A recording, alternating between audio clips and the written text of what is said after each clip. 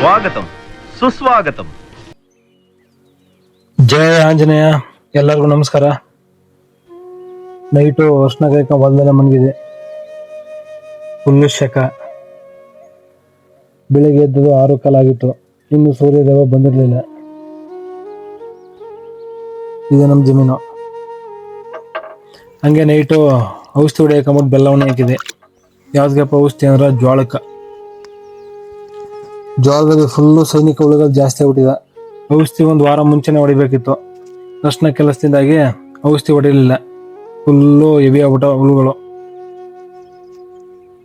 ಇದೆಲ್ಲ ನೋಡೋ ಗಂಟೆ 7 ಗಂಟೆಗೆ ತಗೋ ಸೂರ್ಯ ರವ ರವ ಅಂತ ಹೊಡಿಯೋನು. ಫುಲ್ಲು ಬಿಸಿಲು.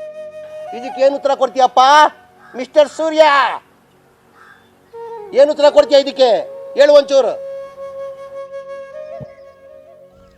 ಬಿಸಿಲು ಜಾಸ್ತಿ ಆಗೋಕ್ಕೂ ಮುಂಚೆ ಔಷಧಿ ಹೊಡಿ ಅಂದ್ಬಿಟ್ಟು ಎಲ್ಲನೂ ರೆಡಿ ಮಾಡ್ಕೊಂಡೆ. ಮೊದಲೊಂದು ಅರ್ಧಕ್ಕೆ ನೀರು ಹಾಕೊಂಡು ಅಲ್ಟ ಮಾಡ್ಕೊಂಡ್ರಲ್ಲಿ 1 ಲೋಟ ಔಷಧಿ ಜೊತೆಗೆ 2 ಲೋಟ ಬೆಲ್ಲವನ್ನ ಹಾಕಿದ್ನಲ್ಲ ನೈಟು ಆ ನೀರು.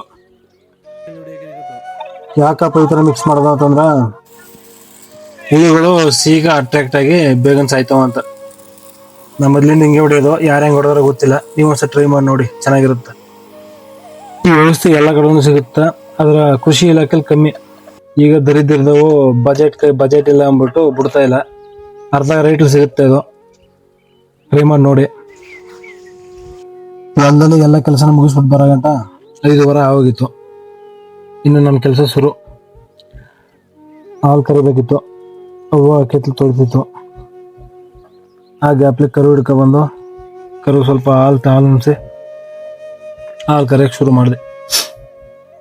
ಇದಕ್ಕೆ 15 ದಿನ ಆಗದ ಕರುಗೆ.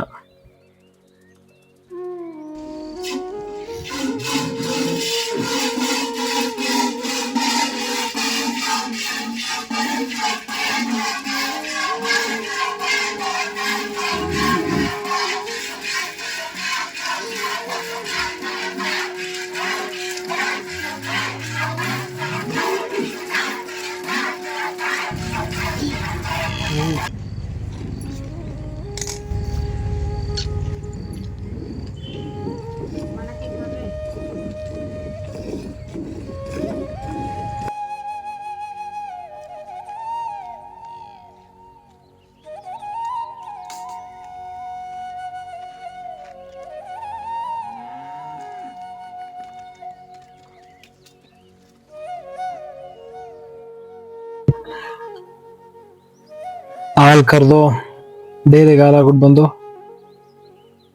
ಮೊಕ ತೊಳೆದು ಬತ್ತೆ ಹಾಕೊಂಡು ಕನ್ನಡಿ ಮುಂದೆ ನಿಂತ್ಕೊಂಡು 1-2-3 ಪೋಸ್ ಕೊಟ್ಟು ಅಷ್ಟರಲ್ಲಿ ಹಸುಗಳು ಕಿರ್ಚಕ್ಕೆ ಶುರು ಮಾಡ್ದೆ. ಒಳಗೆ ಕಟ್ಟಾಕ್ಬೇಕಿತ್ತು.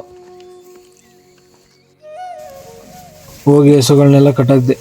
ಯಾಕಪ್ಪ ಇಷ್ಟು ಬೇಗ ಕಟ್ಟಾಕ್ತೀವಿ ಅಂತಂದ್ರೆ ಈಗ ಹುಲಿ ಚಿರತೆಗಳು ಜಾಸ್ತಿ ಆಗ್ಬಿಟ್ಟವ. ಎಷ್ಟೊತ್ತು ಬಂದು ಏನು ಮಾಡ್ತಾವ ಗೊತ್ತಿಲ್ಲ. ಅದಕ್ಕೆ ಆದಷ್ಟು ಬೇಗನೆ ಕಟ್ಟಾಕ್ಬಿಡ್ತೀನಿ. 8-9 ಗಂಟೆ ಮೇಲೆ ಇರಕ್ಕೆ ಬಿಡಲ್ಲ.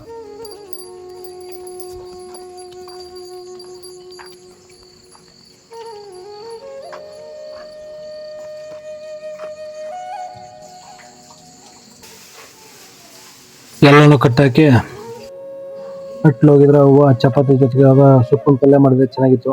ಜೊತೆಗೆ 1 ಲೋಟ ಹಾಲು ಕುಡ್ಕೊಂಡು ಡಬ್ಬ ಹಾಕ ಮನಿಕಂಡೆ. ಇವತ್ತಿನದಷ್ಟೇ. ಬಾಯ್.